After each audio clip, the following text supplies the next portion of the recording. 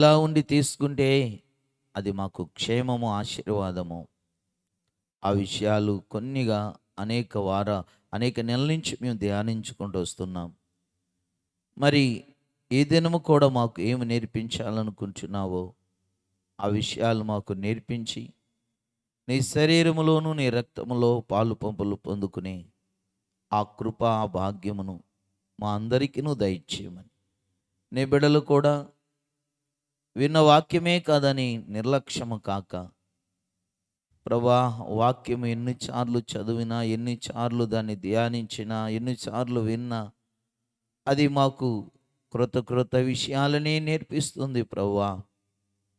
ఆ క్రొత్త విషయాలను బట్టి మా ఆత్మీయ జీవితాలను మేము బలపరుచుకోవడానికి ప్రభా, ఆ రీతిగా మేము విని మలుసుకోవడానికి సహాయం చేయమని, అలాంటి మనసు, అలాంటి హృదయం మా అందరికీ దయచేయమని, వాక్యం రెండించి కల ఖడ్గం చెబుచున్న నన్ను సరిచేయండి. వింటున్న నీ బిడ్డలను సరిచేసి బలపరచి ప్రోత్సహించి నడిపించి కృపతో నింపమని క్రీస్తు యేసు నామములో ప్రార్థన చేసి వాక్యంలోకి వెళ్చున్నాం మా పరమ తండ్రి. ఆమేన్. పిల్లరా, మరి మనము దేవుని యొక్క శరీరములోనికి ఆయన రక్తంలో పాలు పంపులు పొందుకోబోతున్నాం గనుక దాని నిమిత్తంలో కొన్ని యొక్క మాటలు మనము ధ్యానం చేద్దాం. మనకు తెలిసిన పరిచయమైన అధ్యాయమే 1 కొరింథీయులకు రాసిన పత్రిక 11వ అధ్యాయం తీద్దాం. అందరం కూడా ఈ 11వ అధ్యాయాన్ని తీసి పిల్లరా, మరి ఇందులో నుంచి కొన్ని విషయాల్ని మనము ధ్యానిద్దాం. మన ఆత్మీయ జీవితానికి అవి మేలుగా మలుచుకోవడానికి మనము ప్రయత్నిద్దాం. ఎందుకంటే ఒక ఎగసాదారుకుడు తన యొక్క పొలాన్ని దాన్ని ఏం చేస్తాడంటే చాలా మరి దున్ని సేద్యపరిచి నీట్గా చేసుకుని దానిలో ఇత్తనం వేస్తే ఆ ఇత్తనం ద్వారా పంట చేతికొచ్చి దానివలన తనకు లాభం వస్తుందని ఆశిస్తాడు. అలాగే ఒక క్రైస్తవుడు ప్రతిరోజు ప్రతిసారి దేవుని సన్నిధికి వచ్చినప్పుడు హృదయాన్ని బాగా దున్నుకుని రావాలి.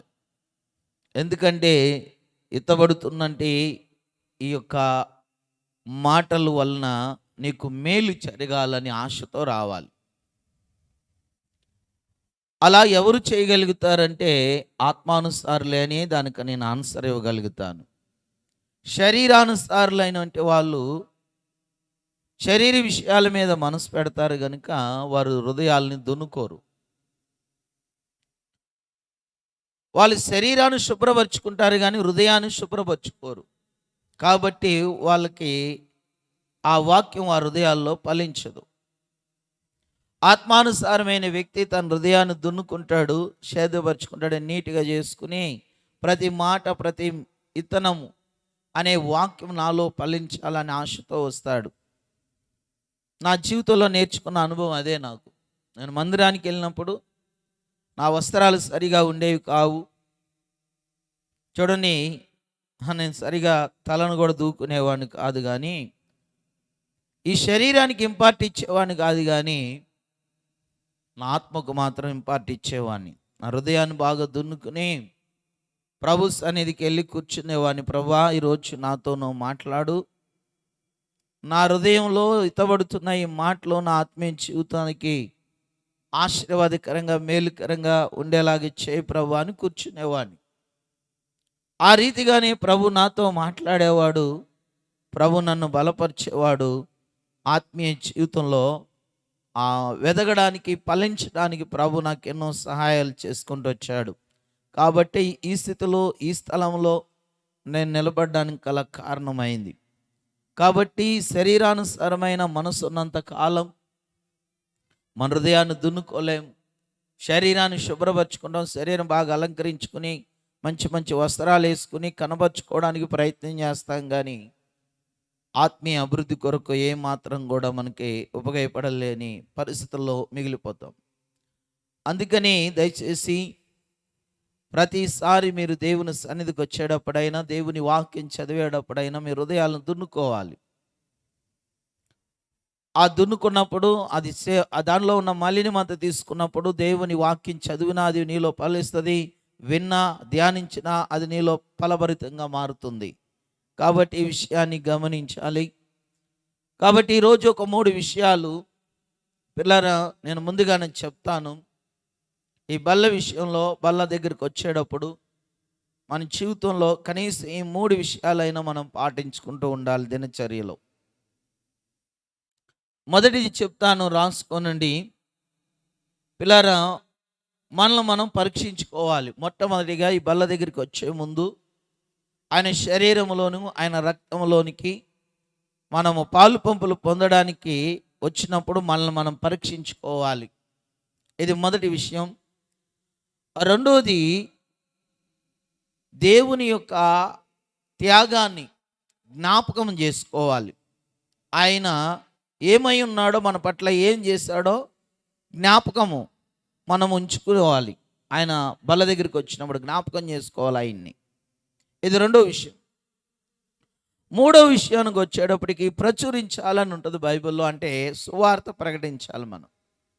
ఈ 3 విషయాలు కనీసం ఆయన శరీరంలోనికి ఆయన రక్తంలోనికి వచ్చే వ్యక్తులు చేయవలసిన లక్షణాలు ఇవి. చాలా ఉన్నాయి. నేను అనేక బలారాధనలో మీకుతో పంచుకుంటూ వస్తున్నాను. కానీ ఈ 3 మనము జీవితకాలం వీటిని మనం కలిగి ఉండాలి. 1 పరీక్షించుకోవాలి, 2 జ్ఞాపకం ఉంచుకోవాలి, 3 ప్రకటించాలి. ఇంతే మన జీవితంలో మనం ఈ బల్లకి అర్హులంగా అవడానికి. అవి ఒక్కొక్కటి కొన్ని అంటే పరీక్షించుకోవడం అంటే ఏ విషయాల్లో పరీక్షించుకోవాలి, జ్ఞాపకం ఉంచుకోవాలంటే ఏ విషయాల్లో మనం జ్ఞాపకం ఉంచుకోవాలి, ప్రచురించడం అంటే ఏ విషయాల్లో మనం ప్రకటించాలి. ఈరోజు ఈ 3 విషయాలు నేర్చుకోవడానికి ప్రయత్నం చేద్దాం. మొట్టమొదటి విషయాల్లోనికి వద్దాం. ఈ కొరింథీయులకు రాసిన పత్రికలో 11వ అధ్యాయంలో 28వ వచనంలో ఈ మాట రాయబడి ఉంది. చూడండి, చదువుకుందాం. అందరూ చదువుదాం. ఈ మాట అందరం కలిసి చదువుదాం. చూడండి. కాబట్టి ప్రతి మనుష్యుడును తాను తాను పరీక్షించుకొనవలెను, అలాగు చేసి ఆ రొట్టెను తిని ఆ పాత్రలోనిది త్రాగవలెను. చూడండి, ఈ విషయం చాలామంది గ్రహించట్లేదు. దేవుని బల్ల దగ్గరికి వచ్చేటప్పుడు, అంటే ఆయన రక్తంలో ఆయన రొట్టెలో ఆయన శరీరంలో పాలు పంపులు పొందేటప్పుడు మనం చేయవలసింది ఏంటంటే మనల్ని పరీక్షించుకోవడం. మనకున్న అలవాటు ఏంటంటే, దౌర్భాగ్య స్థితి ఏంటంటే ఇతరులను పరీక్షిస్తాం, ఇతర లోపాలను పరీక్షిస్తాం, కానీ మనల్ని మనం పరీక్షించుకోలేకపోతాం. మనల్ని మనం పరీక్షించుకోకుండా ఆయన శరీరములోనికి మనము ఆయన రక్తములో పాలు పంపులు పొందుట అది యోగ్యమైనది కాదు. అది చాలా మనకి నష్టాన్ని తీసుకొస్తుంది. అందుకని పౌలు ఇక్కడ ఈ కొరింథీ సంఘస్థులకి చెప్తున్నాడు, అయ్యా మీరు ఇతరులను పరీక్షిస్తున్నారు, ఇతర లోపాలు చూస్తున్నారు, ఇతరుల విషయాల్లో మీరు ముందుంటున్నారు ప్రతి దాంట్లోనూ, కానీ మిమ్మల్ని మీరు పరీక్షించుకోమని దేవుని వాక్యం చెబుతుంది. మిమ్మల్ని మీరు పరీక్షించుకోకుండా, పరిశీలించుకోకుండా మీరు దీన్ని తీసుకోవడం మంచిది కాదు.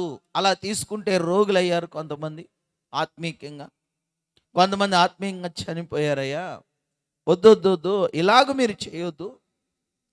దేవుని శరీరం దగ్గరికి వచ్చినప్పుడు, ఆయన రక్తం దగ్గరికి వచ్చినప్పుడు ఆ బల్ల మీద చేసే ముందు మిమ్మల్ని మీరు పరీక్షించుకోవాలి అని ఈ కొరింథీ సంఘస్థులకి పిల్లారా పౌలు గారు ఇది హెచ్చరికతో కూడిన మాటలుగా చెప్తున్నాడు.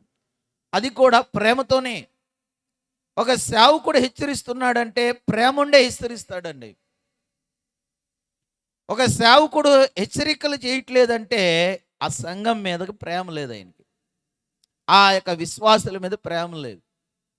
కానీ విశ్వాసులు ఎలా ఆలోచిస్తారంటే, సేవకుడు హెచ్చరించినప్పుడు, సంఘాన్ని హెచ్చరించినప్పుడు, విశ్వాసుల్ని హెచ్చరించినప్పుడు ఈ సేవకుడు మంచోడు కాదని ముద్రేస్తారు.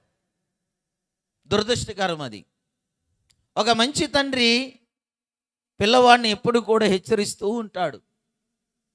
తన కుమారుని హెచ్చరిస్తూనే ఆ కుమారుడిని జీవితంలో ఉన్నత స్థాయిలోనికి వెళ్ళడానికి తండ్రి చాలా ప్రయత్నిస్తాడు. అందుకని బైబిల్లో ఉన్నది చూడండి, బెత్తవాడని తండ్రి కుమారుడికి ఏమైపోతాడు? విరోధి. ఈ దినాల్లో చాలామంది దేవుని సేవకులు కూడా సంఘాన్ని హెచ్చరిస్తే, విశ్వాసిని హెచ్చరిస్తే అతడు వెళ్ళిపోతాడేమో అనుకుని చాలామంది హెచ్చరించట్లేదు. కానీ ఒక నిజమైన సేవకుడు చూడండి, సంఘాన్ని ప్రేమించే సేవకుడు, విశ్వాసిని ప్రేమించే సేవకుడు ఎప్పుడు కూడా సంఘాన్ని, విశ్వాసుల్ని హెచ్చరిస్తూనే వస్తాడు.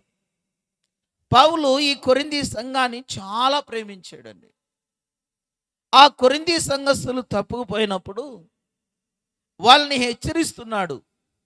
ప్రేమతో వాళ్ళని హెచ్చరించి సరిచేయడానికి ప్రయత్నిస్తున్నాడు. అయ్యా, మీరు అయోగ్యంగా మిమ్మల్ని మీరు పరీక్షించుకోకుండా మీ ఇష్టానుసారంగా జీవించి బ్రతికి ఇదిగో ఈ యొక్క బల్ల దగ్గరికి వస్తున్నారు, ఆయన శరీరాన్ని, ఆయన రక్తం దగ్గరికి వచ్చి మీరు పాలు పంపులు పొందుచున్నారు. ఇది మీకు మంచిది కాదు, ఇది తగింది కాదు మీకు అసలు అని వాళ్ళని హెచ్చరిస్తూ వస్తున్నాడు. అందుకని పిల్లలు ఒక 2 విషయాలు చెప్తాను, ఏ విషయాల్లో మనం పరీక్షించుకోవాలనేది ఒక 2 విషయాలు చెప్తాను. ఈ పరీక్షించుకునే విషయంలో ఆల్టర్ లైన్ అంటే దాని కింద మనం ఇలా రాసుకుందాం. పరీక్షించిన దాని కింద చూడండి ఈ 2 విషయాలు రాసుకుందాం. ఎందుకంటే పిల్లలు నా ఆశ ఏంటంటే చదివి లేని వారి వ్యక్తికి కూడా అర్థం కావాలా బోధిస్తే అనేది నా ఆశ. ఎందుకంటే నాకు చదువు లేదు కదా, కాబట్టి నాలాంటి వాళ్ళు కూడా వాక్యం అర్థం చేసుకోవాలనే ప్రయత్నంతోనే దీన్ని అంటే విభజించటం, భాగాలుగా చేసుకొచ్చి మీకు అర్థం అయ్యేలాగా ప్రయత్నించటమే నా ప్రయత్నం.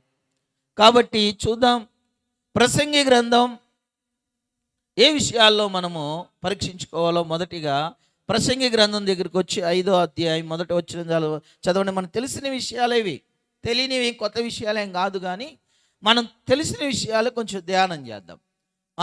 5వ అధ్యాయం మొదటి వచనం. నీవు నీ దేవుని మందిరమునకు పోవనప్పుడు నీ ప్రవర్తన జాగ్రత్తగా చూసుకొను. చూడండి, ప్రవర్తన అనేది చాలా ప్రాముఖ్యమైందండి. ఈ ప్రవర్తన మీద ఆధారపడి ఉంటుంది నీ సాక్ష్యం. నీ ప్రవర్తన సరిగా ఉంటే నీ సాక్ష్యం సరిగా ఉంటుంది. నీ ప్రవర్తన సరిగా లేకపోతే నీ సాక్ష్యం కూడా సరిగా ఉండదు.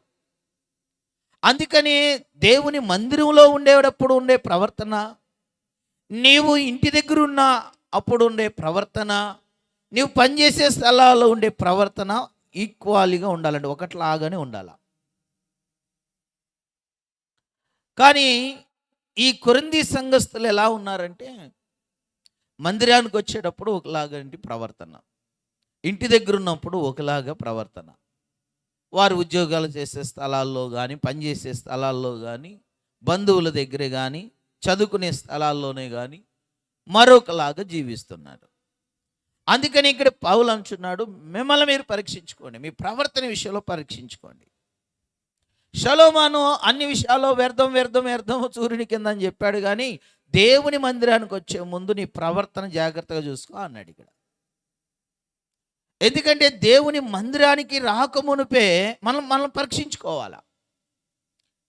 ఈ వారం నేను ఎలా బ్రతికాను, లేక ఈ నెల ఎలా బ్రతికాను, ఎలా జీవించాను, నా మాటలేంటి, నా చూపులేంటి, నా ఆలోచనలేంటి, నేను ఎలా బ్రతికాను అనేది మనం పరిశీలన చేసుకోవాలా.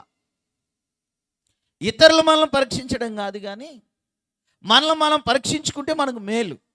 అందుకని ఒక మాట చూద్దాం. గలతీయులకు రాసిన పత్రికలో పిల్లారా ఒక మాట ఉంటుంది, చూద్దాం. గలతీయులకు రాసిన పత్రికలో పౌలు గారు ఈ గలతీ సంఘానికి కూడా ఒక విషయాన్ని చెప్తున్నాడు. చూడండి. గలతీయులకు రాసిన పత్రికలో ఒక మాట ఏముంటుందంటే పిల్లారా, ఇక్కడ మనం చదువుకుంటే మనల్ని మనం గ్రహించుకునేలాగా ఆ మాటలు ఉంటవి. ఒకసారి చూద్దాం. ఆ నాలుగో అంటే 6వ అధ్యాయం 4వ వచనం. ప్రతివాడును తను తాను చేయు పరీక్ష పనిని పరీక్షించి చూసుకొనవలెను. చూసుకొనవలెను. అప్పుడు అప్పుడు ఇతరులను బట్టి ఇతరులను కాక బట్టి కాక తనను బట్టి తనను బట్టి అతనికి అతిశయం కలుగును. తనకి అతిశయము కలిగిన. అంటే ఈ ఇతరులను కాదు, ఇతరులు మనల్ని పరీక్షించి మన లోపాలు చెప్తే మనకు ప్రయోజనం ఉండదు, వాళ్ళ మీద కోపం వస్తుంది మనకి. కానీ మనల్ని మనం పరీక్షించుకుంటే, ఆ పరీక్షించుకున్నప్పుడు మన లోపాలు మనకు కనబడినప్పుడు మనం సరి చేసుకోవడానికి చాలా ఉపయోగపడతాయి. ఈ విషయాన్ని చాలామంది అర్థం చేసుకుంటలేదు. ఎవరో వచ్చి ఒరే బాబు నీ ప్యాంటుకి మరకంటుకున్నదిరా అని చెప్పేదాకా చూసుకుంటలా. ఆ ప్యాంటుకి మరకంటుకుందా, చొక్కాయికి మరకంటుకుందా మనం చూసుకోవాలా, మనల్ని మనం చూసుకోవాలా. ఎదుటివాడు వచ్చి చెప్పేంత వరకు దిగజారకూడదు మన ఆత్మీయ జీవితం. అలాంటి పరిస్థితుల్లోనికి వెళ్ళకూడదు మనం. అలాంటి పరిస్థితుల్లో దిగజారి బలలోనికి రాకూడదు మనం. అందుకని ఈ పరీక్షించుకునేది మన ప్రవర్తన విషయంలో ప్రతిరోజు ఉండాల. ప్రతిరోజు కూడా మనల్ని మనం పరీక్షించుకోవాలా, పరిశీలన చేసుకోవాలా. నా ప్రవర్తన ఎలా గడిచింది ఈ దినం? ఉదయాన్నే లేచాను, సాయంకాలం అయింది, పడుకోబోతున్నాను, నేను ఎలా ప్రవర్తించాను ఈ పగలత్మాలు? నేను ఏ స్థలాల్లో ఎలా జీవించాను? నా భార్య దగ్గర ఎలా ఉంది నా ప్రవర్తన? నా భర్త దగ్గర నా ప్రవర్తన ఎలా ఉంది? నా తల్లిదండ్రుల దగ్గర నా ప్రవర్తన ఎలా ఉంది? సంఘములో ఎలా ఉన్నాను, బయట ఎలా ఉన్నాను? ఇంట్లో ఎలా ఉన్నాను, బయట ఎలా ఉన్నాను? ఇవన్నీ మనము పరీక్షించుకోవలసిన విషయాలండి. ఈ విషయాలు మనము చాలా సులువుగా ఏం కాదులే అన్నట్టుగా వెళ్ళిపోతాం మనం. కానీ ఒక క్రైస్తవుడిగా నువ్వు బ్రతకాలంటే ఆయన శరీరములో, ఆయన రక్తంలోనికి వచ్చి ఆ జీవాన్ని, ఆ ఆశీర్వాదాన్ని నువ్వు పొందుకోవాలంటే నిన్ను నీవు పరీక్షించుకోవాలి. నీ పక్క వాళ్ళతో ఎలా ఉన్నావు, వారితో ఎలా మాట్లాడావు? చూడండి, ఇవన్నీ కూడా నీ ప్రవర్తన కిందకు వస్తాయి. అవి నిన్ను నీవు పరీక్షించుకోవాలి. నిన్ను నీవు పరీక్షించుకోవాలంటే దేవుని వాక్యం దగ్గరికి రావాలి. మన లోపాలు మనకు కనబడవు. ఒక్కొక్కసారి మన లోపాలు మనకు చూపించేది బైబిలు. మన ప్రవర్తన మనకు సరిచేసేది బైబిలు. అందుకని దేవుని వాక్యం చదవాలా. దావీదు తన ప్రవర్తన విషయంలో తను గ్రహించుకోవడానికి చాలా సమయం పట్టింది. దేవుని సేవకుడు రావాల్సి వచ్చింది. అందుకే ఆయన రాశాడు, దుష్టుల ఆలోచన చెప్పని నడవక, పాపుల మార్గమున నిలవక, అపహాసులు కూర్చున్న చోటన కూర్చునక, యెహోవా ధర్మశాస్త్రము దివారాత్రములు ధ్యానించేవాడు ధన్యుడు. ఎందుకు ధన్యుడయ్యాడంటే తన ప్రవర్తన ఆ దేవుని వాక్యంలో సరి చేసుకుంటాడు. అమ్మో, ఈరోజు నా స్నేహితులతో నేను కలిశాను, వాళ్ళతో కలిసి వ్యర్థమైన మాటలు మాట్లాడాను, ప్రభా నన్ను క్షమించు. ఎందుకంటే దుష్ట సాంగత్యము మంచి నడవడికిని పాడు చేస్తుంది. అంటే నీ ప్రవర్తన పాడు చేస్తుంది. అందుకనే నీ స్నేహితులతో నువ్వేం మాట్లాడావు, నీ స్నేహితులతో ఎలా గడిపావు సమయాన్ని పరీక్షించుకోవాలి. అలా పరీక్షించుకున్నప్పుడే నీ ప్రవర్తన విషయంలో అది నీకు మేలు చేయగలిగింది. చూడండి, అలా పరీక్షించుకుని దేవుని యొక్క ఆయన శరీరం దగ్గరికి, ఆయన రక్తం దగ్గరికి వచ్చి పాలు పంపులు పొందితే నీవు ఆశీర్వాదకరంగా నీ జీవితం జీవంలోనికి మారుతుంది. అంటే ఆయన శరీరము తీసుకోవడం వలన ఆశీర్వాదం ఉంది, అది యోగ్యంగా. అయోగ్యంగా తీసుకుంటే కూడా శాపం ఉంది. రెండు ఉన్నాయి అందులో. మేలు ఉంది, కీడు ఉంది. మేలు ఎలాగంటే నువ్వు ఆత్మీయంగా తీసుకున్నప్పుడు, కీడు ఎప్పుడంటే నువ్వు శరీరానుసారంగా తీసుకున్నప్పుడు.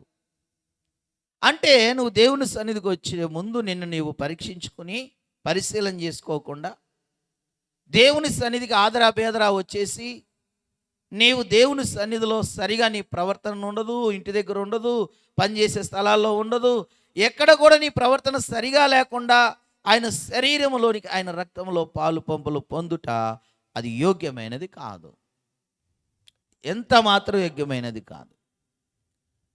అందుకనే మనం పరీక్షించుకోవాలి, పరిశీలన చేసుకోవాలి. నా భర్త పట్ల ఈ నెల నేను ఎలా బ్రతికాను, నా భార్య పట్ల నేను ఎలా జీవించాను, నా తల్లిదండ్రుల పట్ల నేను ఎలా ఉన్నాను, నా బిడ్డల పట్ల నేను ఎలా జీవించాను, నా ప్రవర్తన ఏంటి వాళ్ళ పట్ల. పరిశీలన ఇది ప్రతి ఒక్కరికి వర్తించే మాట అండి. సేవకుడికి ఉంటుంది, విశ్వాసికి వర్తిస్తుంది.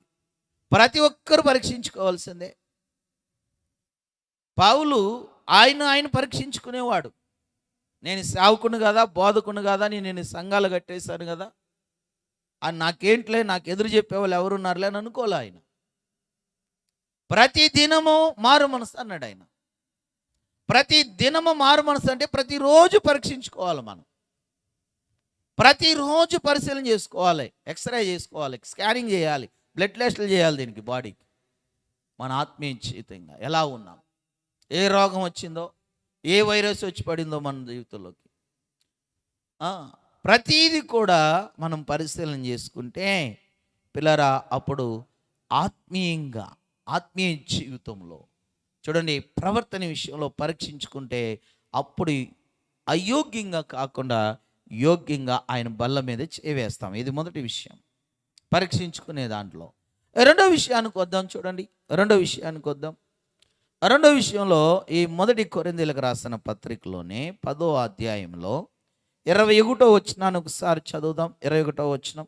మీరు ప్రభు పాత్రలోనిది దెయ్యముల పాత్రలోనిది కూడా త్రాగనేరరు. ప్రభు బల్ల మీద ఉన్న దానిలోను దెయ్యముల బల్ల మీద ఉన్న దానిలో కూడా పాలు పొందనేరరు. చూడండి, ఈ లోతైన మాట భావం ఏమిటంటే ఇక్కడ విశ్వాసులు ఉన్నారు, అవిశ్వాసులు ఉన్నారు. విశ్వాసం గలవారు ఉన్నారు, అవిశ్వాసం గలవారు ఉన్నారు. ఎవరైతే అవిశ్వాసముతో వచ్చి బల్ల మీద చేస్తారో అది మంచిది కాదు. విశ్వాసము కలిగి ఆయన యొక్క శరీరంలో, ఆయన రక్తంలో పాలు పంపులు పొందే ఆ అర్హత మనకుంది. అదేంటండి, నేను విశ్వాసని కాదంటారా? నేను విశ్వాసనే కదా, విశ్వాసని కాబట్టే కదా నేను వచ్చానని అనుకోవచ్చు మనం. పిల్లరా, అందుకని సాయంకాలం కొంచెం లోతుగా వెళ్తా విశ్వాసం కోసం. నేను సాయంకాలం మన సబ్జెక్ట్ ఉంది, కానీ ఇప్పుడు జస్ట్ అలా మీకు ఈ విశ్వాసం కొరకు కొంచెం మీకు పరిచయం చేసి వెళ్ళిపోతాం ముందుకి. విశ్వాసం అనేది ఏంటంటే పూర్తిగా దేవుని మీద ఆనుకోవడమే. అంటే ఏబులాగా ఒక మాట చెప్పడమే, దేవుడే ఇచ్చాడు, దేవుడే తీసుకున్నాడు. అంటే నీవు ప్రతి విషయంలో కూడా దేవుని మీద ఆనుకుని దేవుని యొక్క ఆయన ఇచ్చే దాంతోనే తృప్తి చెంది ఆయనే చేస్తాడు అనుకుని ఆయన మీద ఆనుకుని వెళ్ళటమే విశ్వాసం. అలా నీవు బ్రతికి జీవించి ఆయన శరీరంలోనికి, ఆయన రక్తంలోనికి రావచ్చు. చాలామందికి దేవుని మీద నమ్మకం ఉండదు, దేవుడు చేసే కార్యాల మీద ఆ నమ్మకం ఉంచరు, విశ్వాసం ఉంచరు. చూడండి, వీరు అవిశ్వాసంగా జీవిస్తారు. అంటే ఒక ఉదాహరణ చెప్తాను. చాలామంది త్రాగుతారు, కైనీలు వేస్తారు, సినిమాలు చూస్తారు, సీరియల్ చూస్తారు, జోజం అంటే శరీర కోరికలు, ఇవన్నీ లోక సంబంధమైన అవన్నీ ఉంటే వాళ్ళం ఉండి ఆయన శరీరంలోనికి చేస్తారు. అంటే ఆయన శరీరం రక్తంలో పాలు పంపులు పొందుతారు. వారు ఎవరంటే అవిశ్వాసులు. ప్రభు నమ్మారు కానీ వారిలో విశ్వాసం లేదు, ఈ త్రాగుడి నుంచి ప్రభు నన్ను విడిపిస్తాడని. ప్రభు నాకు ఈ జోజా నుంచి, వ్యసనాల నుండి, ఇలాంటి పరిస్థితుల నుంచి, పాపం నుంచి, శాపం నుండి ప్రభు నన్ను విడిపిస్తాడని విశ్వాసం వీళ్ళకి లేదు. కాబట్టి వీళ్ళు మానలేకపోతున్నారు. ఒరే బాబు, త్రాగుమోకరంటే అయ్యగారు నేను మానలేనండి, తాగుమోకయ్యా నేను మానలేనయ్యా, చూడొద్దయ్యా నేను చూస్తానయ్యా నేను మానలేనయ్యా. ఎందుకంటే వీళ్ళు ఎవరు? చర్చికి వచ్చేవాళ్ళే, బలలో చెయ్యి వేసేవాళ్ళే, కానీ వీళ్ళు అవిశ్వాసులు. ఈ అవిశ్వాసులు ఈ బల్ల మీద చేయటం మంచిది కాదు. అవిశ్వాసముతో చేయి వేస్తే అది చాలా ప్రమాదకరం. ఇటీవలనే ఒక సేవకుడు చెప్పాడు, ఓ పాస్టర్ గారు చెప్తున్నాడంట. నేను చెప్పిందే చెప్తాను, నిన్నదే చెప్తున్నాను. నేనేమో చూడలేదు, చెందలేదు, కానీ ఒక పాస్టర్ గారు చెప్తున్నాడు, ఇంకో పాస్టర్ గారి కోసం చెప్తున్నాడు. ఏమని చెప్తున్నాడంటే, మీ ఇంట్లో నీ భర్త ఏమైనా విచారిగా ఉన్నాడా, ఇదిగో రొట్టె ద్రాక్షారసం పట్టుకెళ్ళి ఆయన నోట్లో పోయి మారిపోతాడు అంట. దేని చేత మారిపోతాడు? మీ ఇంట్లో నీ భర్త ఏమైనా విచారా, దొంగ, త్రాగుబోతా, ఇగో ఎట్టుకెళ్ళి రొట్టె మారిపోతాం కదా, పైకి పోతాడు అన్నట్టు. చాలామంది పిల్లారా ఇలాంటివి కూడా చేసే వారు కూడా ఉన్నారు. దేవుని వాక్యం చెబుతుంది, పరిశుద్ధంగా పవిత్రంగా బ్రతికి దాన్ని తీసుకోమంటుంది. నీవు మారు మనసు పొంది క్రీస్తు రక్తంలో కడగబడి బాప్తిసము పొంది ప్రభు కొరకు బ్రతికి జీవించి విశ్వాసం కలిగి బ్రతికి అప్పుడు నువ్వు దానిలోకి రమ్మంటే ఈయనేమన్నాడు, ఈ యొక్క ద్రాక్షారసం ఈ రొట్టె తీసుకెళ్ళి ఆ వ్యక్తికి పోతే బాగుపడతాడు. నేను ఎదుర్కొన్నానులేండి. ఎందుకంటే ఒక ముసలావిడ వచ్చి, అయ్యా ఈ రొట్టెను ద్రాక్షారసం తాగితే నా మొఖాలు పోట్లు తగ్గిపోతాయి అంట కదా, నాకు కొంచెం ఇప్పించండి అయ్యా అని అడిగింది. ఆమె చూస్తే మొత్తం ఏముంది, నస్తా అంటారు ఇక్కడ, ఏంటిది ఖైని, నోరంతా కూడా వాసనే. ఎవరు చెప్పారంటే మా అయ్యగారు చెప్పాడండి.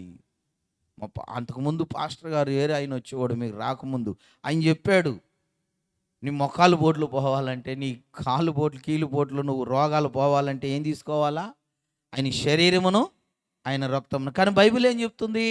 అవి తీసుకోవడం అయోగ్యంగా తీసుకోవడం వలన ఏముందో వస్తుందని చెప్పాడు. ఇంక ఇక్కడ రోగాలు వస్తాయని చెప్పాడు. పౌలు గారు మనం చదివాం కదా, అయోగ్యంగా దీనిలో చేయి వేసిన వారు 30 వచ్చిన ఉన్నది, ఇందువలనే మీలో అనేకులు బలహీనులను రోగులై ఉన్నారని చెప్తున్నాడు ఆయన. కానీ వీళ్ళేం చెప్తున్నారు, తీసేసుకోవచ్చు, మీ రోగాలు పోతాయి. రోగం పోవాలంటే పాపం పోవాలా, పాపం ఈ రోగం రెండింటికి పోవాలంటే విశ్వాసం ఉంచాలి. ఎవరి మీద? దేవుని మీద. దేవుని మీద విశ్వాసం ఉండదు, దేవుని మీద నమ్మకం వీళ్ళకు ఉండదు. ప్రభు బాగు చేస్తాడని కానీ, ప్రభు నా పాపాల నుంచి చెడిపిస్తాడు, ఈ వ్యసనాల నుంచి చెడిపిస్తాడని విశ్వాసం ఉండదు. కానీ వీళ్ళు వచ్చి ఆయన శరీరంలోనూ ఆయన రక్తంలో చేయి వేస్తారు. ఇది యోగ్యమైనది కాదు. అందుకనే ఈరోజు ప్రభు మనలతో మాట్లాడేది ఏమిటంటే, మనం పరీక్షించుకుందాం. ఒకటి మన ప్రవర్తన విషయం, రెండోది మన విశ్వాసం ఎలాంటిది, మనం ఎలాంటి విశ్వాసం కలిగి ఆయన బల మీద మనము అంటే ఆయన రక్తంలో ఆయన ఆ శరీరంలో చేవేస్తున్నామని గమనిద్దాం. ఇది 2 విషయాలు పిల్లలు. అందుకని ఒక మాట చదివి ముందుకు వెళ్ళిపోదాం. 2 కొరింథీయులకు రాసిన పత్రికలో ఈ విశ్వాసం కోసం ఒక మాట చదివించాలని ఆశపడుతున్నాను నేను.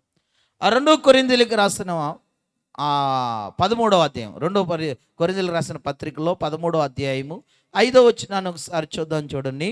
మీరు విశ్వాసము గలవారు విన్నారో లేదో మిమ్మల్ని మీరే శోధించుకుని చూచుకునుడి, మిమ్మల్ని మీరే పరీక్షించుకునుడి. మీరు భ్రష్టులు కాని ఎడల యేసుక్రీస్తు మీలో ఉన్నాడని మిమ్మల్ని గురించి మీరే ఎరుగరా? చూడండి, ఇక్కడ విశ్వాసం అనేది మనల్ని మనం పరీక్షించుకోవాలా. ఆ విశ్వాసం అనేది ఒకరు చెప్పకూడదు. మనల్ని నాలో విశ్వాసం మీరు చెప్పలేరు, మీలో ఉన్న విశ్వాసం నేను చెప్పలేను. ఆ విశ్వాసం ఉందో లేదో నన్ను నేను పరీక్షించుకోవాలి. ఎవరికి వాళ్ళకి వర్తిస్తుంది ఈ మాట, ఎవరికి వాళ్ళే పరీక్షించుకోవాలి. నేను దీన్ని తీసుకోవడానికి నా ప్రవర్తన సరిగా ఉందా, నేను విశ్వాసం కలిగి ఉన్నానా లేదని మనం పరీక్షించుకోవాలి. మనకు మనం వ్యక్తిగతమైన పరిశీలన కావాలి. నేను ఎంత విశ్వాసం కలిగి బ్రతికాను ఈ నెల, ఈ వారంలో నేను ఎంత విశ్వాసంగా జీవించాను, ఇలాంటిది మనం పరీక్షించుకోవాలి. అప్పుడే పిల్లరా ఆయన శరీరంలో మనము ఆయన రక్తంలో పాలు పొందుకోవడానికి అర్హులమైతే. ఇది మొదటి విషయం. ఏంటిది? ఇది మనం ఏం చేసుకోవాలి? ఇప్పుడు మనము పరీక్షించుకోవాలి. స్వయ పరీక్ష అంటారు దీన్ని. ఇప్పుడు పిల్లరా మరి 2వ విషయానికి వద్దాం. ఏంటిది రాసుకున్నాం మనము? మొదటిది పరీక్షించుకున్నట, రెండోది జ్ఞాపకం ఉంచుకున్నట. ఏం జ్ఞాపకం ఉంచుకోవాలి మనము? ఈ జ్ఞాపకం ఉంచుకోమనే మాట ఎక్కడ ఉంది అసలు చూద్దామా? ఈ కొరింథీయులకు రాసిన పత్రికలోనే ఉంది. ఈ కొరింథీయులకు రాసిన మొదటి పత్రిక 11వ అధ్యాయంలో 24, 25 వచనాలు లాగా ఉంది. ఏమనుంది? దానిని విరిచి ఇది మీ కొరకైన నా శరీరము, ఆ, నన్ను జ్ఞాపకం చేసుకున్నట్టుకే ఇక్కడ దీనిని మాట చేయడని ఉంది. ఏంటిది? ఇది చెప్పెను. నన్ను జ్ఞాపకము చేసుకున్నటకై దీన్ని చేయడని. మరలా 25 వచనంలో కూడా ఆ ఉంటుంది. ప్రకారమే ఆ భోజనమైన పిమ్మట ప్రకారమే భోజనమైన పిమ్మట ఆయన పాత్రను ఆ ఎత్తుకుని, పాత్రని ఈ ఎత్తుకుని, పాత్ర నా రక్తము వలనైన ఈ కృత పాత్ర నిబంధన, ఆ నా రక్తము వలనైన కృత నిబంధన, ఆ మీరు దీనిలో ఉన్నది త్రాగినప్పుడెల్లను ఆ నన్ను జ్ఞాపకం చేసుకున్నట్టుకై ఇక్కడ దీనిని కూడా చేయడని ఏమనుంది? చెప్పెను. జ్ఞాపకము చేసుకొని. ఏం జ్ఞాపకం చేసుకోవాలి మనం పిల్లారా? ఇక్కడ కూడా 2 విషయాలు చెప్తాను మీకు. ఏం జ్ఞాపకం చేసుకోవాలి మనం? చూడండి, మొట్టమొదటిగా మనం పరీక్షించుకునే దేవుని సన్నిధిలో, రెండోదిగా ఆయన మనం జ్ఞాపకం చేసుకోవాలి. ఈయనే జ్ఞాపకం చేసుకోవాలి ఆ బల్ల దగ్గరికి వచ్చినప్పుడు. అంటే యెషయా గ్రంథంలో నుంచి చూద్దాం ఒక మాట. యెషయా గ్రంథం మనకు పరిచయమైన అధ్యాయం 53వ అధ్యాయం, 53వ అధ్యాయం 5వ వచనాన్ని ఒకసారి చదువుదాం. 5వ అధ్యాయం 53వ అధ్యాయము 5వ వచనం. మన అతిక్రమ క్రియలను బట్టి అతడు గాయపరచబడిను, ఆ, మన దోషమును బట్టి నలగొట్టబడిను, ఆ, మన సమాధానార్థమైన శిక్ష అతని మీద పడెను, అతడు పొందిన దెబ్బల చేత మనకు స్వస్థత కలుగుచున్నది.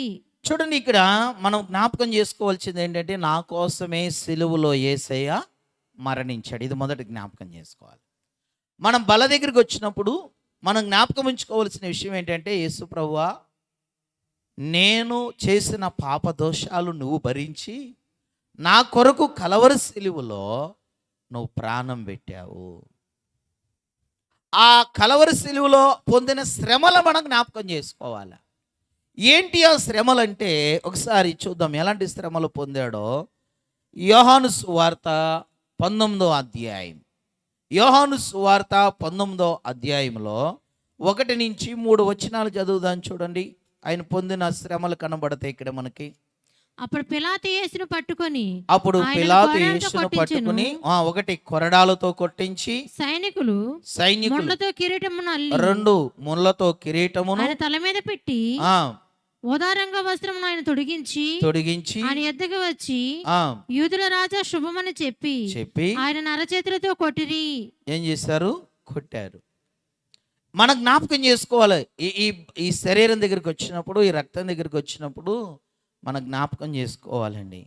ఎందుకంటే ఒకసారి నేను నాగపూర్లో అక్క రొట్టె చేస్తున్నప్పుడు తనతో కళ్ళంట నీళ్ళు కారుతున్నాయి. ఏంటి నీళ్ళు కారుతున్నాయి అని నేను అనుకున్నా. ఏదైనా జరిగిందంటావా, ఏదైనా అయిందంటావా, ఏడుస్తుంది అక్క, బాగా దుఃఖపడుతుంది అని అనుకున్నాను నేను. తర్వాత ఆరాధన అంతా అయిపోయిన తర్వాత నేను ఎక్కువ సమయం ఆ మందిరం అయిపోయిన తర్వాత సేవకులతో ఉండేవాడిని. సాయంత్రం 5, 6 ఇంటికి వచ్చేవాడిని. అయితే ఆ ఖాళీ అయిపోయిన తర్వాత భోజనం చేసిన తర్వాత ఆ సమయంలో నేను అడిగాను, అక్క ఎందుకు నీవు ఆ రొట్టెను చేసేటప్పుడు ఏడ్చావంటే, నేను ప్రభువుని జ్ఞాపకం చేసుకున్నాను తమ్ముడు. ఆయన నా కొరకే కదా, నేను చేసిన పాపదోషములే కదా ఆయన కొరడాలతో కొట్టించింది, ముళ్ళ కిరీటమును పెట్టించింది, పిడుకులు గుద్దులు నా కోసమే కదా ఆయన తిన్నాడని అది జ్ఞాపకం చేయగా నా హృదయం బద్దలైన తమ్ముడు. అలాగ కళ్ళలో నీరు కారిని అని చెప్పింది. చాలా భయం వేసింది. ఆయన మన కోసమే కదా కలవరి సిలువలో ప్రాణం పెట్టింది. మనం భరించలేని శిక్షను ఆయన భరించి, ఇదిగో మన కొరకు ఆయన దెబ్బలు తిని, ముళ్ళ కిరీటం పెట్టించుకుని, అవమానంగా గేలు చేయబడి, తృణీకరించబడిన వాడుగా, అయ్యో ఎంతగా ఆయన మన కొరకు తగ్గించుకున్నాడనే విషయాన్ని మనం జ్ఞాపకం చేసుకోవాలి. ఎంతమందికి ఉందండి అనుభవం? ఏదో ఆ నెలలో ఒకసారి వెళ్ళాలి, ఆయన శరీరమును అనగా ఆయన రక్తంలో తీసుకుని రావాలనుకుని చాలామంది బారులు తీరుతారు. చూడండి, వాళ్ళవి గ్రహింపు ఉండదు, పరీక్షించుకోరు, దేవుని త్యాగాన్ని జ్ఞాపకం చేసుకోరు. అయ్యో నా కోసమే కదా కలవరి సిలువలో యేసయ్య ప్రాణం పెట్టింది, రక్తాన్ని కార్చాడు, నా కొరకే దెబ్బలు తిన్నాడు, అవమానం గేలి చేయబడ్డాడని విషయాన్ని మనం జ్ఞాపకం ఉంచుకోవాలి. ఆయన శరీరాన్ని ఆ రొట్టెని విరిచినప్పుడు ప్రియులారా, ఆ అనుభవం నేటికి నా హృదయం ఎప్పుడు కూడా తల్లడిల్లుతుంది. జ్ఞాపకం చేసుకుంటా, ప్రభువా ఈ యొక్క రొట్టెను ముట్టటకు కూడా అర్హును కాను, నీ రక్తం దాగుటకు యోగ్యుడును కాను. నా కొరకై నిలువెల్ల నువ్వు గాయపరచబడ్డావు. నా కొరకై నా పాప దోషములు బట్టి నీ ముళ్ళ కిరీటము పెట్టించుకుని, గేలి చేయబడి, అవమానించబడి, తృణీకరించబడి నా కోసమే కదా ఇదంతా నువ్వు చేసిందని పిల్లరా దుఃఖముతో, వేదనతో, కన్నీటితో తీసుకోవాలి మనం. ఆ జ్ఞాపకం చేసుకుంటే అది వస్తుంది మనకి. కానీ మా స్వగ్రామంలో నేను చూసినప్పుడు నాకు ఏడుపు వచ్చింది. నవ్వుతూ వేలాకోలాలు ఆడుకుంటూ పిల్లరా ఆ యొక్క శరీరాన్ని, ఆయన రక్తాన్ని పుచ్చుకుంటుంటే నాకు చాలా బాధేసింది, చాలా దుఃఖం అనిపించింది. అయ్యో వీళ్ళు పరీక్షించుకోలేకపోతున్నారు, వీళ్ళు దేవుణ్ణి జ్ఞాపకం చేసుకోకుండా వేలాకోలాలు ఆడుతూ, వేలాకోలాలుగా మాట్లాడుకుంటూ ఆయన శరీరమును, ఆ రక్తమును పుచ్చుకుంటున్నారని చాలా బాధేసింది పిల్లరా. అందుకనే చెప్తున్నాను, దయచేసి ప్రియ సంగమా, ఆయన శరీరములోనికి, ఆయన రక్తములోనికి వచ్చినప్పుడు మనము పరీక్షించుకుని మనము ఆయన్ని త్యాగాన్ని జ్ఞాపకం చేసుకోవాలి. అయ్యో నా కోసమే కదా. ఎందుకంటే ప్రభు ఎంతగా పిల్లరా ఆయన తన శరీరాన్ని అప్పగించాడంటే, యెషయా గ్రంథంలో 50వ అధ్యాయంలో 6వ వచనాన్ని ఒకసారి చదవండి. యెషయా గ్రంథం 50వ అధ్యాయం 6వ వచనాన్ని చూద్దాం. కొట్టువారికి నా వీపును కొట్టువారికి నా ఈపును అప్పగించితిని, వెంట్రుకలు పెరికివేయ వారికి నా చెంపలను అప్పగించితిని, ఉమ్మివేయ వారికి, అవమానపరచు వారికి నా ముఖమును దాచుకొనలేదు. ఆయన తన ఏది దాచుకోలేదండి మన కొరకు. తన శరీరాన్ని అంతటినీ శత్రువులకి ఇచ్చేశాడు. కొట్టుకోండి అయ్యా. ఆయన పిడికులు గుద్దుతూ ఆ యొక్క కొరడాలతో కొట్టినప్పుడు చూడండి, ప్యాషన్ ఆఫ్ క్రైస్ట్ అని ఆ సినిమా తీసిన వ్యక్తి చూడండి, ఆ సన్నివేశాలు తను నటించినవి చూసి మారు మనసు పొందాడు. ఆ యొక్క సీన్లు మనం చూస్తే చూడండి, అది తీసిన వ్యక్తి ఏమంటాడంటే అది ఒక మచ్చి తునకే ప్రభువారు అనుభవించిన శ్రమల్లో. కానీ అది చూసి మనం ఏడవలేక, ఆ దుఃఖపడకుండా ఉండలేం. కఠినమైపోయిన నా హృదయం, పాషాణమైపోయిన నా హృదయం, మోడిబారిపోయిన నా హృదయం, ఆ యొక్క సన్నివేశాలు నేను చూసినప్పుడు నాకు తెలియకుండానే నా హృదయం బద్దలై కళ్ళంటే నీళ్ళు కారిపోతున్నాయి. నేను సాధారణంగా ఏడవను ప్రియులారా, నాకు ఏడుపు చాలా విరుద్ధం, దూరంగా ఉంటుంది నాకు. అలాంటిది పిల్లరా ఆ పరిస్థితుల్లో ప్రభువుని జ్ఞాపకం చేసుకున్నప్పుడు, ప్రభు పొందినటి ఆ శ్రమలను చూసినప్పుడు నా హృదయం బద్దలైంది. బల్ల దగ్గరికి వచ్చినప్పుడు నీ హృదయం బద్దలవ్వాలా? అయ్యో నా కోసమే కదా ప్రభువా నిన్ను నీవు అప్పగించుకున్నావు, దాచుకోలేదంటే ఏదైనా నీవు నా కొరకు చెంపలను పీకేవారిని, కొట్టేవారికి, పిడుగులు గుద్దులు గుద్దేవారికి నిన్ను నువ్వు అప్పగించుకున్నావు కదా. చిన్న దెబ్బ తగిలితేనే తట్టుకోలేను నేను, నా కోసం నిలువెల్ల గాయపరచబడ్డావు. సొగసైనను స్వరూపమైనను లేకుండా నీవు అర్పించుకున్నావు. ఒక రైతు ఆ యొక్క చూడండి పొలమును దున్నినట్లుగా అది సాలగా బద్దలు కొట్టినట్లుగా నీ శరీరాన్ని బద్దలైపోయింది కదా. వేదన ఉండాలి ప్రియులారా, దుఃఖముతో ఆయన శరీరంలో మనం పాలు పంపలు పొందాలా. ఇది చాలా మంది అర్థం చేసుకోకుండా ఆయన శరీరములో, ఆయన రక్తములో చూడండి నామకార్థంగా తీసేసుకుంటున్నారు. నో, అది నీకు జీవాన్ని ఇవ్వదు, అది నీకు ఆశీర్వాదాన్ని ఇవ్వదు. ఆయన జ్ఞాపకం చేసుకోవాలి. అయ్యో నా కోసమే కదా, నా కోసమే కదా నా దోష పాపాలు ఆయన భరించి ఆయన ఎంతగా నల్లగొట్టబడ్డాడు. పిల్లరా, ఆ అనుభవం మనందరికి దేవుడు ఇచ్చిన గాక. పిల్లరా, రెండోది చెప్తాను. ఈ యొక్క జ్ఞాపకం ఉంచుకునే విషయంలో రెండో విషయాన్ని చూద్దాం. ఫిలిప్పీయులకు రాసిన పత్రిక 2వ అధ్యాయం.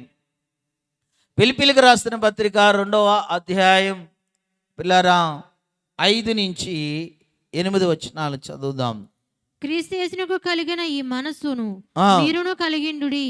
ఆ, ఆయన దేవుని స్వరూపమును కలిగిన వాడై ఉండి దేవునితో సమానముగా ఉండుట విడిచిపెట్టకూడని భాగ్యమని ఎంచుకొనలేదు గాని మనుషుల పోలికగా పుట్టి దాసిన స్వరూపమును ధరించుకొని తను తానే రిత్తునిగా చేసుకొనెను. చూడండి, ఇక్కడ తానును రిక్తునిగా అంటే తాను తగ్గించుకున్నాడు.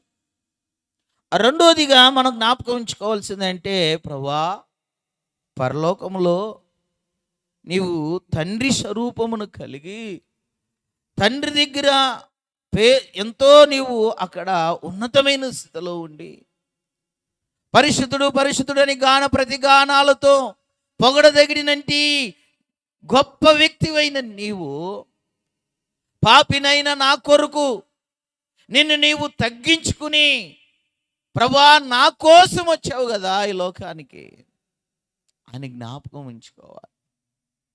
పిల్లరా, భర్తే తగ్గించుకోడండి భార్య కోసం. ఒక్కొక్కసారి భార్య తగ్గించుకోదు భర్త కొరకు. పిల్లలు తగ్గించుకోలేరు తల్లిదండ్రుల కోసము. తల్లిదండ్రులు పిల్లల కోసం తగ్గించుకోలేరయ్యా. వారికున్నంటి సౌఖ్యాన్ని, వారికున్నంటి హోదాని, పలుకుబడిని, ఆ ఆనందాన్ని, సంతోషాన్ని ఎవరు విడిచిపెట్టలేరయ్యా. కానీ ప్రభువు నా కోసం విడిచిపెట్టాడయ్యా. ఉన్నతమైన ఆ స్థితిని చూడండి, ఆ గొప్ప ఆ స్థితిని అంతటిని విడిచిపెట్టి నా కొరకు పేదవాడుగా ఆయన వచ్చాడు. ధనవంతుడిగా ఉంటే నా లాంటి వాడి దరిద్రుడికి ఆయన ఆరాధించి ఆయన మొరక్కే భాగ్యం ఉండదని ఆయన దరిద్రుడిగా వచ్చాడు ఈ లోకానికి. ఎంతగా తగ్గించుకున్నాడు. ప్రభా, నా కోసం తగ్గించుకుని వచ్చావు కదా, నా కోసం తగ్గించుకుని వచ్చావు కదా అని జ్ఞాపకం ఉంచుకోవాలి. నువ్వే రాకపోతే ఈరోజు నేను ఈ స్థలంలో ఉండలేను కదా. నీ శరీరంలో చేవేసే భాగ్యం లేదు కదా. నీ రక్తంలో నేను పాలు పంపులు పొందే యోగ్యత అర్హత లేదు కదా. ఆ విషయాన్ని జ్ఞాపకం ఉంచుకోవాలి. దావీదు అంటాడు, నా ప్రాణమా యెహోవా చేసిన ఉపకారముల దేనిని మరువకు. దేవుడిని ఎడల చేసిన ఉపకారం నీ శిక్షను తను భరించి నాకు విడుదలనిచ్చాడు. ఆ శిక్షను భరించడానికి తను తగ్గించుకునే లోకానికి వచ్చాడు.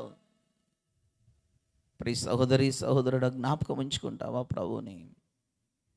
ఆయన్ని నువ్వు జ్ఞాపకం ఉంచుకుంటే, ఆయన చేసిన త్యాగం, ఆయన చేసిన మేలు నువ్వు జ్ఞాపకం ఉంచుకుంటే, ఆయన్ని నువ్వు విడిచిపెట్టి బ్రతకలేవు. ఆయన్ని విడిచిపెట్టి నువ్వు ఏ మాత్రం కూడా దూరంగా వెళ్ళలేవు.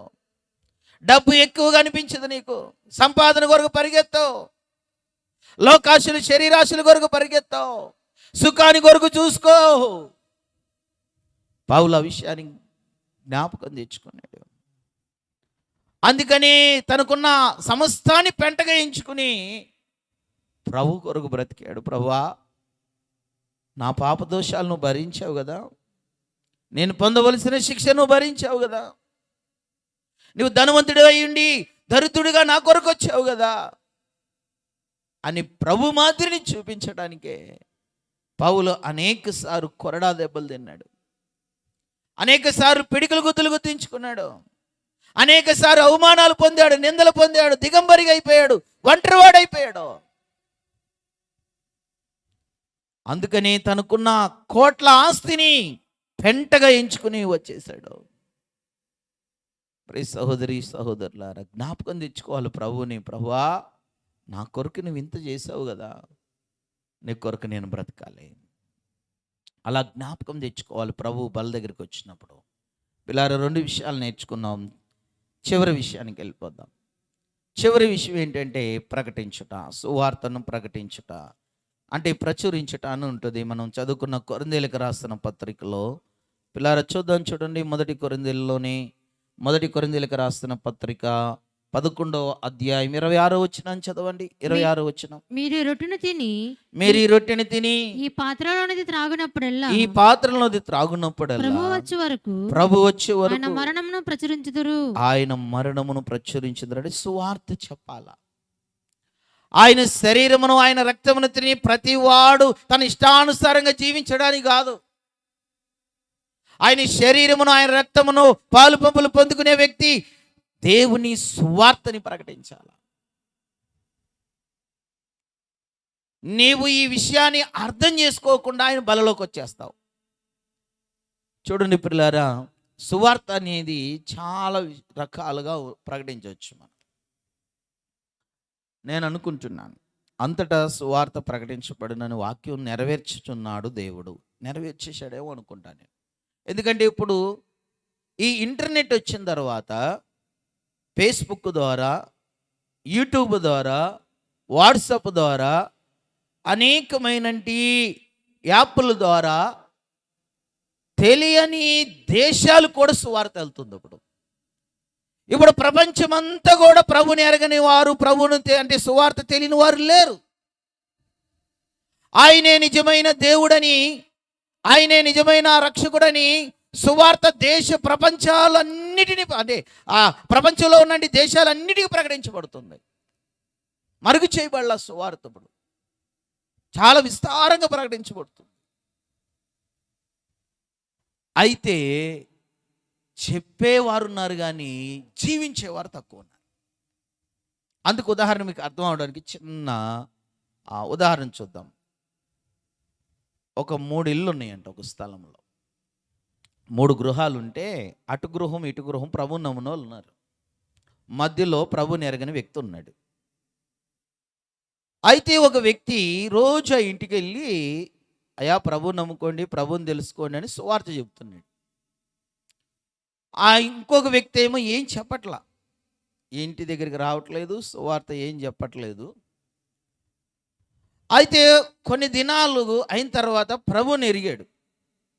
ఈ మధ్యలో ఉన్నంటి ప్రభుని ఎరగని వ్యక్తి ప్రభుని ఎరిగి సంఘానికి వెళ్ళాడు. అప్పుడు పాస్టర్ గారు అడిగాడు. ఆ అడిగిన సందర్భంలో వీళ్ళిద్దరు కూడా అక్కడ ఉన్నారు, పక్క పక్కన ఉన్నారు. పాస్టర్ గారు అడిగారు, అయ్యా ప్రభుని ఎలా తెలుసుకున్నారు, మీరు ఎలా రాగలిగారు అన్నాడు. అయ్యా నేను మీ విశ్వాసుల యొక్క ఇంటి మధ్యలో మా ఇల్లు ఉంది, అటు ఇటు ఉన్నారు మీ చర్చికి వచ్చేవాళ్ళు.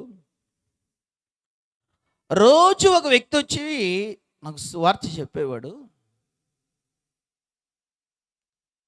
చూడండి, రోజు వచ్చేవాడు, రోజు సువార్త చెప్పేవాడు. కానీ నేను నమ్మలేదండి. ఎందుకు నేను నమ్మలేదంటే ఆయన చెప్పేది ఒకటి, జీవించేది ఒకటి అండి. కాబట్టి నేను ప్రభుని వెరగడానికి చాలా సమయం పట్టేస్తుందండి అన్నాడు. మరి ఎలా తెలుసుకున్నావంటే, ఒకరోజు నేను అనుకున్నానండి, ఈయన రోజు వచ్చి దేవుని మాటలు చెప్తున్నాడు, సువార్త చెప్తున్నాడు. నాకు ఈయన చెప్పేది ఒకటి, జీవించేది జీవితం ఒకలాగా ఉంది. కానీ ఇతడు ఏమీ చెప్పట్లేదు ఏంటి అని కొన్ని దినాలు నేను పరిశీలన చేశానయ్యా. ఆయన క్రియలు నాకు చాలా నచ్చినాయి. ఆయన నోటితో ఎప్పుడు చెప్పలే నాకు, కానీ ఆయన క్రియలు నాకు బాగా నచ్చినాయి. ఆయన క్రియల్లో ప్రభువుని చూపించాడు. ఆయన క్రియలు బాగున్నాయి, వాళ్ళ భార్య క్రియలు బాగున్నాయి, వారి పిల్లల జీవితాలు క్రియలు బాగున్నాయి. ఇవన్నీ చూసి అప్పుడు నాకు మనసులోకి వచ్చింది, నేను కూడా ప్రభువుని నమ్ముకుంటే ఆయనలాగా మారుతాను, నా భార్య కూడా మారుతుంది, నా పిల్లలు కూడా మారుతారు, అలా బ్రతుకుదాం, అలా జీవిస్తాం అనుకుని అప్పుడు ప్రభువుని అంగీకరించామండి. అప్పుడే మేము ఈ సంఘానికి రావడానికి ఇష్టపడ్డాము అన్నాడు. పిల్లరా, నోటితో చెప్పి జీవితాన్ని జీవించకపోతే ఎవ్వరు నమ్మరు మనల్ని. ప్రభు దగ్గర తీసుకురాలే మనం. మన క్రియలు ప్రభు దగ్గర నడిపించాలా. నీ బంధువులనైనా, నీ స్నేహితులనైనా, నీ ఇరుగు పొరుగు వారినైనా నీ క్రియల మీద ఆధారపడింది. ఇప్పుడు నోటితో చెప్పే కాలం వెళ్ళిపోయింది. ఎందుకంటే అప్పుడు నోటితో చెప్పి నీ క్రియలు ఎలాగున్నా ప్రభువు నమ్మేసేవారు చాలామంది. ఇప్పుడు అలాంటిది లేదు. నీ నోటి మాటల కంటే నీ క్రియలను పరిశీలన చేసేవాళ్ళు బయలుదేరారు. ఇప్పుడు నీ క్రియలు సరిగా లేకపోతే ఎవరిని రక్షించుకోలేవు. నీ ఇంట్లో నీ పిల్లల్ని రక్షించలేవు. మా అమ్మ మా నాన్న నోటితో చెప్తారు కానీ వాళ్ళ క్రియలు సరిగా లేవని వాళ్ళు ప్రభు దగ్గరికి కూడా రారు. మారు మనసు పొందిన నీ క్రియలు మారాలా. ఆయన నామలో బాప్టిజం పొందిన నీ క్రియలు మారాలా. ఆయన బలలోనికి చేవేసే నీ క్రియలు మారాలి. నీ క్రియల ద్వారా సువార్త ప్రకటించాలా. నోటి మాటతో కాదు, నోటి మాటతో అయిపోయింది. ఇక చెబితే ఎవరు నమ్మేవాళ్ళు లేరు. ఇప్పుడు చూసేవారు ఉన్నారు. ఇప్పుడు నిన్ను చూసి, నీ ప్రవర్తన చూసి, నీ జీవితాన్ని చూసి, నీ కుటుంబ పరిస్థితిని చూసి అప్పుడు ప్రభు దగ్గరికి వస్తారు. కానీ ఈ విషయాన్ని చాలామంది గ్రహించలేకపోతున్నారు. నీ క్రియల వల్లనే అనేక మందిని ప్రభు దగ్గరికి తీసుకురాలేకపోతున్నావు. నీ క్రియలు సరిగా ఉంటే ప్రభు దగ్గరికి అనేక మందిని తీసుకురాగలుగుతావు. అమ్మో ఇప్పుడు మారు మనసు పొందిందంట, బల్ల తీసుకుంటుందంట, అన్నీ బూతులే, అన్నీ అబద్ధాలే, అన్నీ లోక జీవితమే. ఎవరు వస్తారండి ప్రభు సన్నిధికి? సంఘాలు ఎందుకు వృద్ధి చెందట్లా? సంఘాలు ఎందుకు పిల్లారా ఇంకా దేవుని కొరకు కట్టబడట్లేదంటే మన బట్టే. మన క్రియలు సరిగా లేవు. అనేక మంది దేవుని దగ్గర రాలేకపోతున్నారు. మనమే ఆటంకం బండ్లం. ప్రభువారు అన్నాడు కదా, మిమ్మును బట్టే నా నామం అన్యజనుల్లో దూషణ బాలవుతుంది. అందుకనే పిల్లారా మన క్రియలు సరిగా ఉండాలి. క్రియలతో సువార్తని ప్రకటించాలి. అందుకని సువార్త విషయంలో ఒక మాట చూద్దాం. చూడండి పౌలు ఏమంటున్నాడు. 1 కొరింథీయుల్లోనే 1 కొరింథీయులు 9వ అధ్యాయము 16వ వచనాన్ని చదువుదాం. చూడండి 16వ వచనం. నేను సువార్తను ప్రకటించుచున్నాను, ఆ, నాకు అతిశయ కారణము లేదు. ఆ, సువార్తను ప్రకటించవలసిన భారం నా మీద నా మీద మోపబడినది. మోపబడి ఉన్నది. అయ్యో అయ్యో నేను సువార్తను నేను ప్రకటింపబడిన సువార్తని ఎడల ప్రకటించబోతే నాకు శ్రమ. నాకు శ్రమ అన్నాడు. ఈ విషయం చాలా మందికి అర్థం కావట్లేదు. ఎందుకు మీకు శ్రమలు తెలుసా? మీరు బలలోకి వచ్చి చేయి వేసి సువార్త ప్రకటించట్లేదు కాబట్టి మీకు శ్రమ. మీరు ప్రభుని ఎరిగి మారు మనసు పొంది బాప్టిజం తీసుకుని బ్రతుకుతున్న మీ జీవితాల్లో మీరు దేవుని సువార్త చెప్పబోవడం వల్ల శ్రమ. నాకే వచ్చినాయండి ఈ శ్రమలు, నాకే వచ్చినాయండి ఈ కష్టాలు. దేవుడు అన్యాయస్తుడు కాదు. ఎందుకు శ్రమ, ఎందుకు కష్టం అంటే పిల్లరా బైబిల్ చెప్తుంది, ఆన్సర్ చెప్తుంది. నువ్వు సువార్త చెప్పబోవడం నీకు శ్రమ. నీ క్రియలు సరిగా లేవు. నీ క్రియలతో సువార్త చెప్పట్లేదు ఇతరులకి నువ్వు. కాబట్టే నీ జీవితంలో నువ్వు శ్రమలు వెళ్ళిపోతున్నావు, శ్రమలు పాలవుతున్నావు. అందుకని ప్రియ సహోదరి సహోదరులారా, ఈ 3 విషయాలు జ్ఞాపకం పెట్టుకుందాం. 1, బల దగ్గరికి వచ్చాడు, ఏం చేయాలి? మనల్ని పరీక్షించుకోవాలి. 2, దేవుని జ్ఞాపకం తెచ్చుకోవాలి. 3, మనం ఏం చేయాలి? సువార్తని ప్రకటిస్తేనే దీనిలోకి రావాలి. సువార్త అంటే మైకు పెట్టుకొసుకుని ఇలాగ చూటు బోటేసేసుకుని స్టేజీలు ఎక్కేసి ప్రసంగాలు చేయటం కాదు సువార్త అంటే. పిల్లారా మన క్రియలు, మన జీవితమే ఒక పత్రిక, ఒక సువార్తగా ఉండాలి. ఒక మినీ బైబిల్ మనమే కావాలా. అప్పుడే అనేక మందిని ప్రభు దగ్గరికి తీసుకురాగలుగుతాం. అప్పుడే ప్రభు దగ్గరికి అనేక మందిని నడిపించగలుగుతాం. కాబట్టి ఈ విషయాన్ని గమనిద్దాం. ప్రభు సన్నిధిలో పిల్లారా మనం పరీక్షించుకుని ప్రభుని జ్ఞాపకం చేసుకుని మనం సువార్తని ప్రకటించాను ప్రభు అని ఒక తీర్మానంతో ఆయన బలలోకి వద్దాం. అందరూ మోకరిద్దాం, ప్రార్థన చేసుకుందాం, ప్రభు సన్నిధిలో అడుగుదాం. ప్రభువా సువార్త ప్రకటించకపోవడం వలన నాకు శ్రమలు వస్తాయి అంటూ ప్రభువా. అయా సువార్త అంటే ఏదో ప్రభువా నాయన నోటి మాటలు కాదు కానీ నా క్రియలతో నేను ప్రకటించాలి ప్రభువా. ఆ క్రియలు కలిగి నేను జీవించాలి ప్రభు అని ప్రార్థన చేద్దాం. అందరూ నోరు తెరుద్దామా? చిన్న ప్రార్థన చేసుకుందాం. మనం పరిశీలన చేసుకుందాం. బలలో పాలు పంపులు పొందేవారు ముందుకుండండి, కొంచెం పొందలేని వారు కొంచెం వెనకెళ్ళి అందరూ ప్రార్థన